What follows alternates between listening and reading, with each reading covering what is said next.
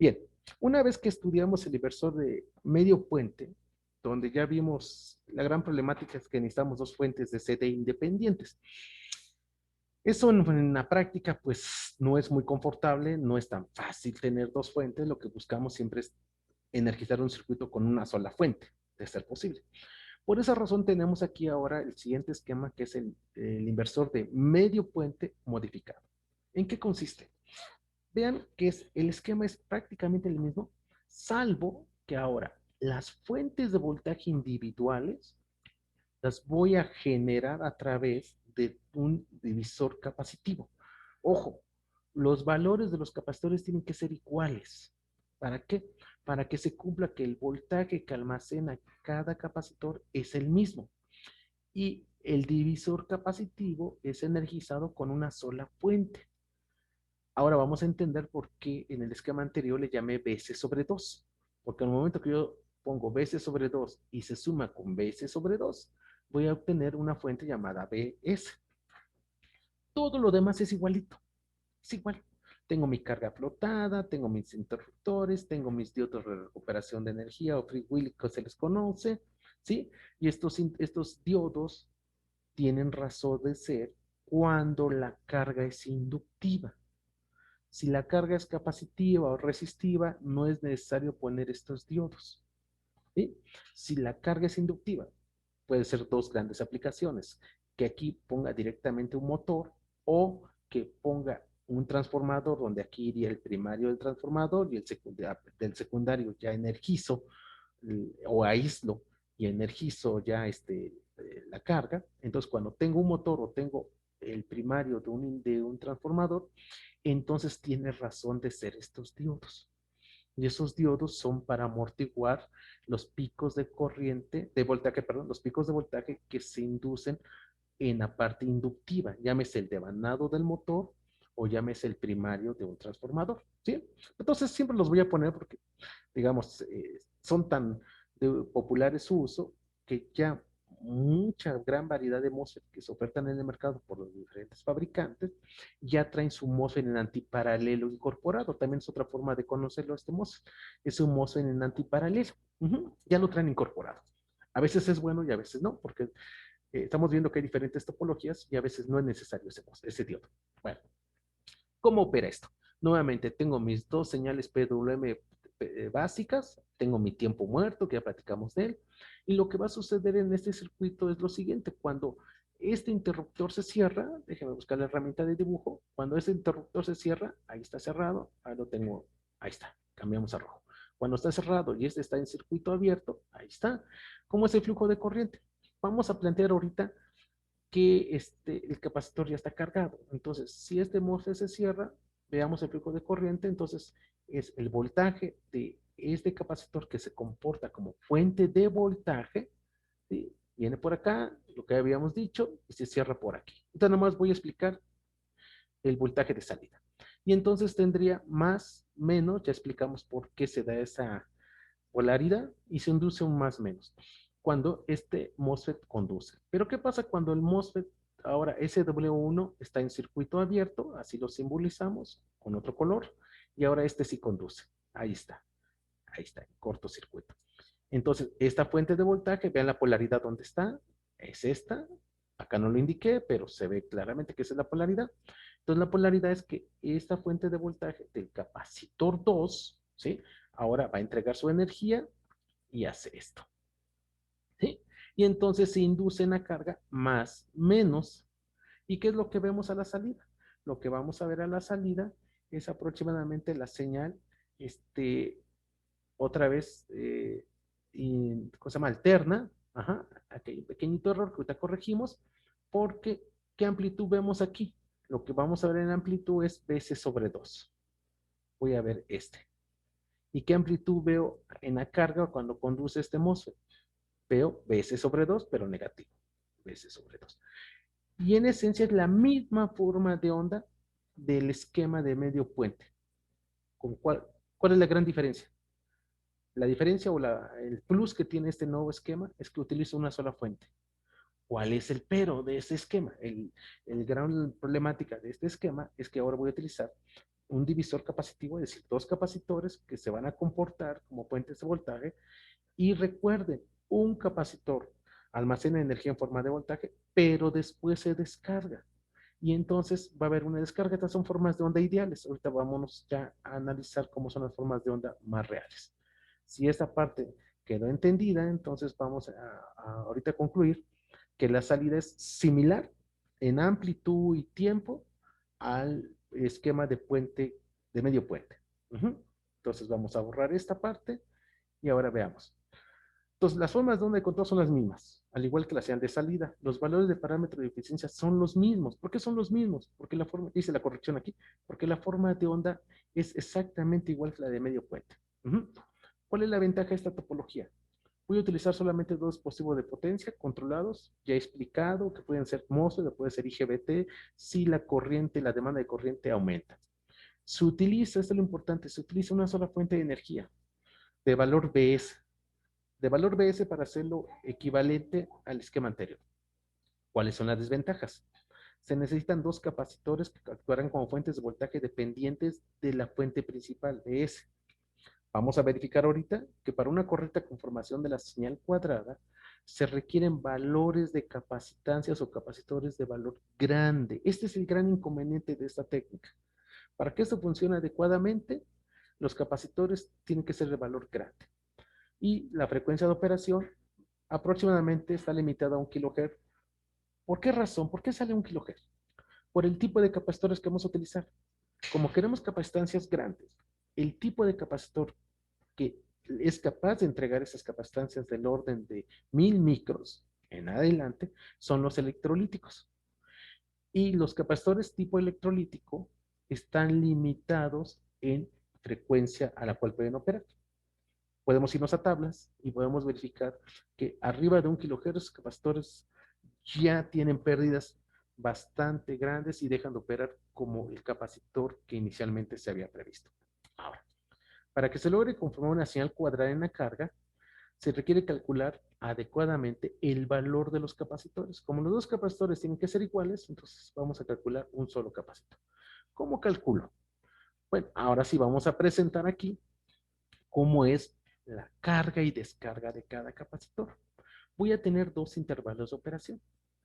El intervalo que va de T sobre 2 a T, es decir, estoy en medio ciclo, y se va a cumplir que el interruptor 1 está abierto y el interruptor 2 está cerrado.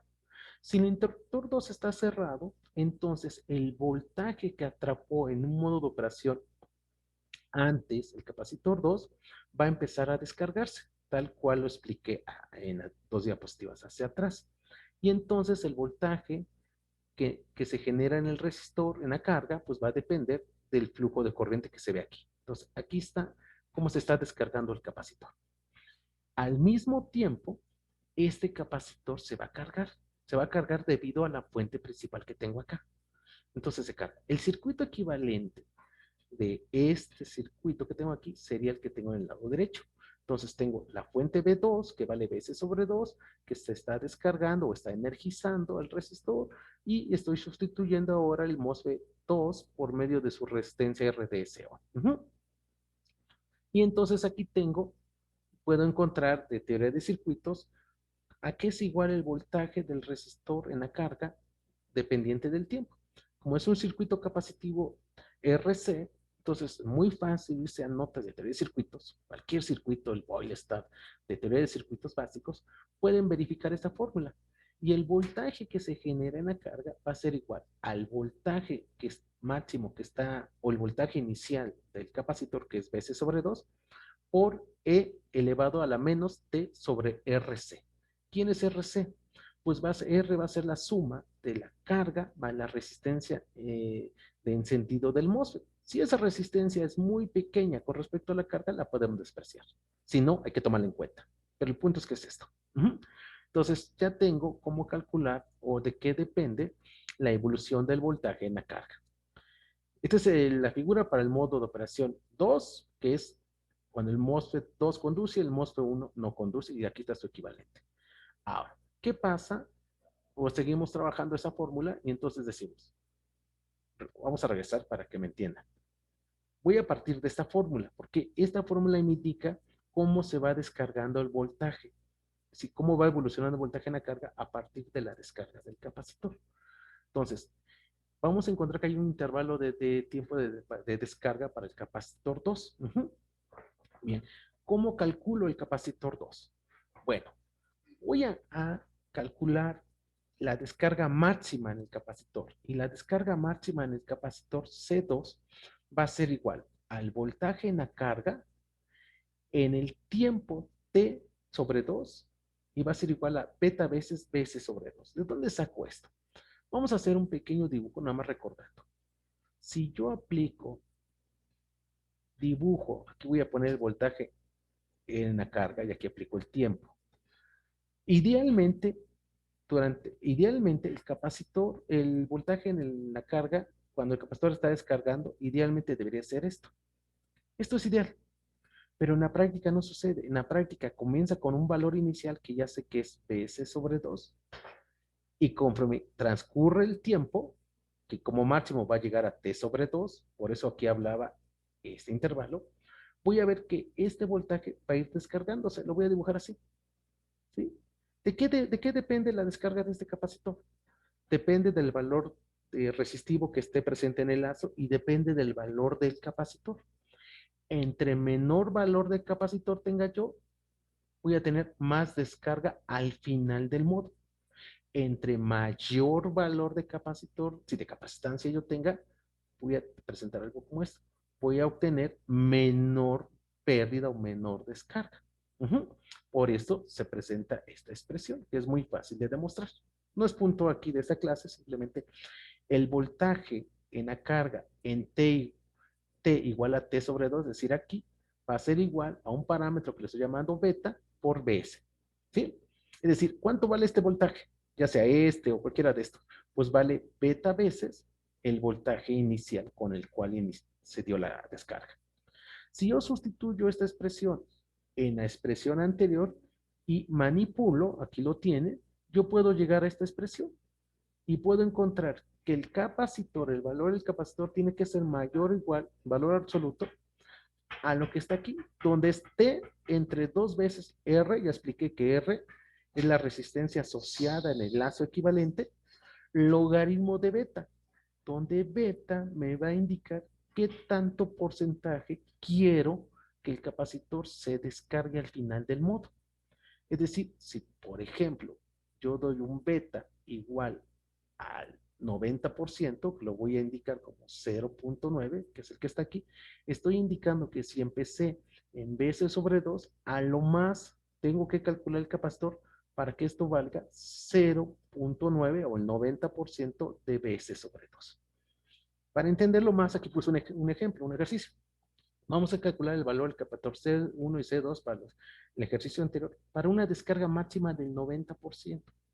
Quiere decir que yo empiezo con BS sobre 2 y a lo más, en este intervalo, en este punto, el voltaje tiene que valer el 90% de BS sobre 2. Los datos son, pues BS vale 48 volts, R vale 5 ohms, las resistencias de encendido de mi MOSFET 0.8 y estoy trabajando en una frecuencia de 60 Hz. Calculo el periodo, todo lo tengo, lo sustituyo en el capacitor y es lo que les decía, vean, ¿qué valor de capacitor salió? Sale un valor de capacitor grande de 13.630 microfarad. Y eso pues va a impactar en ese tipo de esquemas. Por eso decimos que una gran desventaja de este tipo de esquema de inversor modificado es que necesito dos capacitores de valores grandes si realmente quiero que esto funcione. ¿Sí? Y entonces, bueno, este es un ejercicio que estoy haciendo aquí. Y entonces lo que va a suceder en la práctica para terminar esta parte y irnos a la simulación es que estas son las formas de onda ideales. Ajá, acuérdense que acá hay un error que se me fue. En la nota ya lo corregí. Y entonces lo que vamos a tener es algo así. Aquí está la distorsión de cruce por cero y voy a tener algo así. Aquí está y voy a, bueno, aquí lo voy a, perdón, voy a tener algo así. Esto es lo que vamos a verificar. Y por lo tanto, el THD de esta nueva forma de onda va a depender de cuánto vale el capacitor.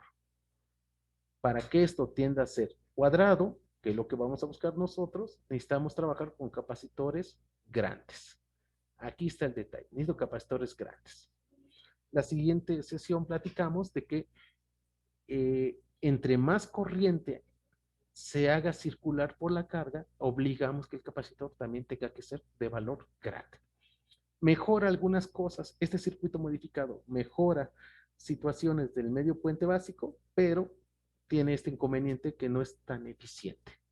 Y por esa razón, en la siguiente evolución de inversores básicos es el inversor de puente completo, que es el más robusto y soluciona muchos detallitos. Bueno, con esto terminaríamos el día de hoy y estaríamos por vernos en la simulación y analizar ya en un circuito de simulación, al igual que hicimos con el medio puente, pues todos los inconvenientes, la transformada de Fourier y verificar lo de la distorsión armónica total. Sería todo por el momento.